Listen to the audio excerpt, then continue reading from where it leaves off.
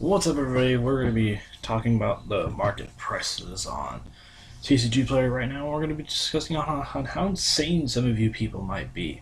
So we're going to go from Brick as the Shadows to about Cosmos to other things. So, Twin Twisters. I think this card will actually get reprinted relatively soon, if not in the Mega Tins, if we have them. But if you haven't picked up a playset yet, you might want to do so now because it's sitting around $7 for a copy. So if you haven't picked up any, or if you haven't pulled any, now would be the time to get them now. So next, we're going to talk about Solemn Strike. It is selling at $50. I would assume $50 because it says 53, and right now it's 51 on these three prices.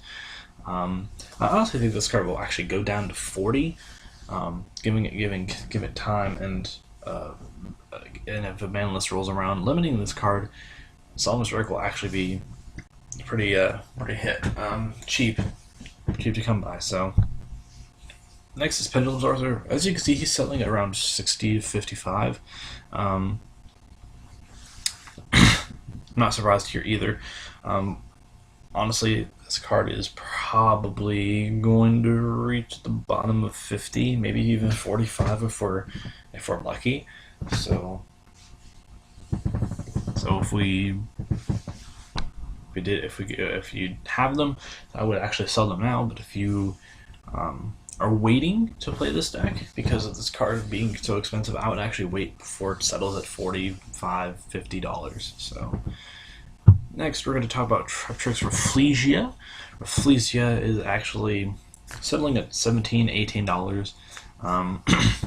In the near future, this card actually might go back up, but out of all the cards, out of all the really good Secret Rares in Breakers of Shadow, but still, this card is very, very good. So if you haven't picked one up, I would actually pick one up now because I don't think it's going to get any lower than this.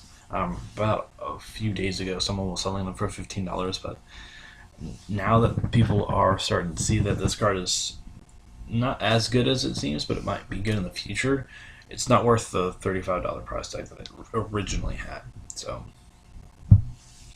Cyberdyne Infinity is selling down to $50. I think this card is actually going to go down to $35, because Cyberdyne Infinity is not that stable anymore. It's a really good card, don't get me wrong, but I don't think it's as broken as people might think it is anymore. The hype train on it has inevitably died. So if you have Cyberdyne Infinities, that's great, and if you're looking to sell them, do so, because it's only going to go downhill from here for Cyberdyne Infinity. Next up, I'm going to be talking about the card that makes it.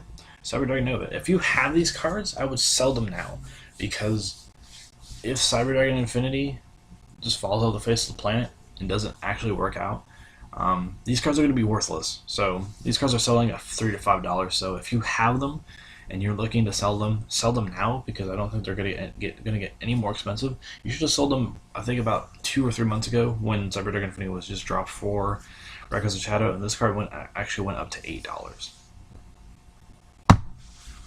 Cosmo Dark Destroyer. Cosmo's Dark Destroyer, as you can see, is back up to its original 120 price tag, back from when it was all the way in the sneak peek. I don't know why. I'm not saying that this card is bad. It's just that people seem to already people have seemingly just jumped off the ship of Cosmo and moved on to Pepe.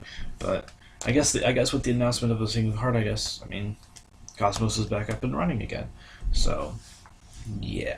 Next, we're going to be talking about PSY-Framelord Omega, and we're going to be talking about other things too that I'm going to be showing off after this about PSY-Frames and other decks in particular. But PSY-Framelord Omega has actually went down. It used to be 45, 50.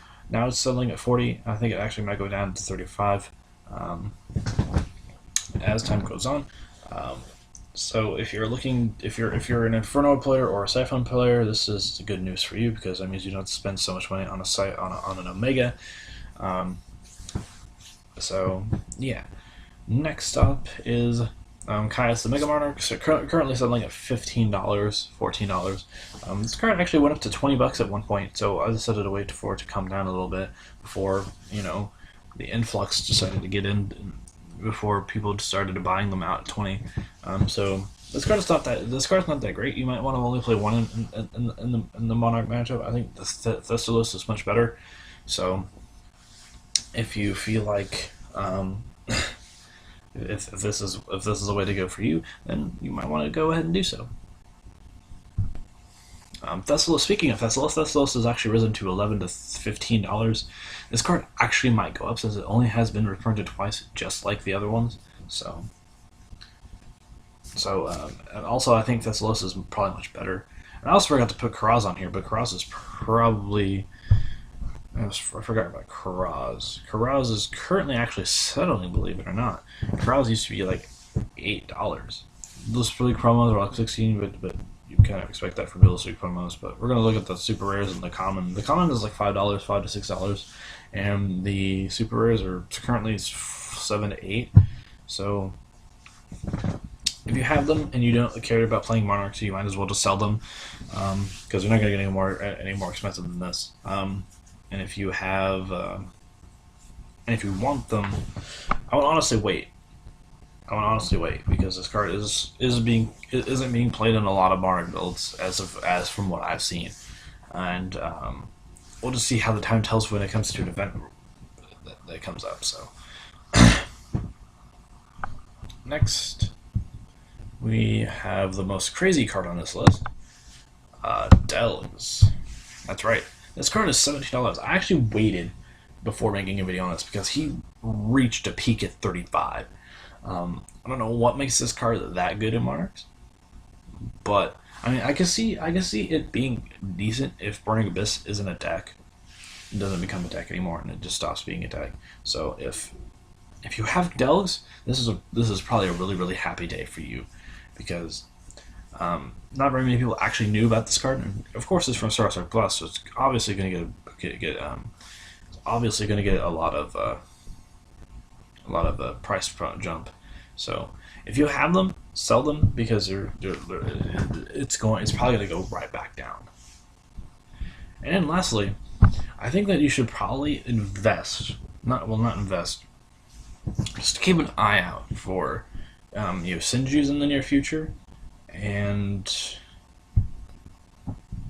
Cyframes in the near future. If you want to go Cyframes now, actually, I'm going to actually recommend that you do so almost immediately. This is my very poor build that I haven't fixed yet, but if you want to play this deck, betas are like a dollar or two, or $1 to $2. Gamma is also falling to that same trope, as like $2 to $3, and the deck is very strong. It's just the only card that's really not as great right now because of the price is Omega. So if you want to play Cyframes and you don't want to drop the money on the Omega, you probably just want to build the core deck right now, fill up the extra deck with stuff that is actually relatively decent, and when you get the Omegas, just fill them out. So and the Senjus in particular might actually be very not competitive, but at least somewhat viable. My build here, this is what I've been playing for the past couple of days, and it's been working out fairly decently, but that's beside the point. The reason why I think this deck is going to be really good is because of Rippling Mirror Force being a card. This card and this card are really good against most of the meta. So if you want to play Senju and you don't have them, pick them up now, because I think these cards are like $1 a piece. They're like really cheap. So anyway, thank you guys so much for watching, and I will see you guys next time in the next video. And just signing out.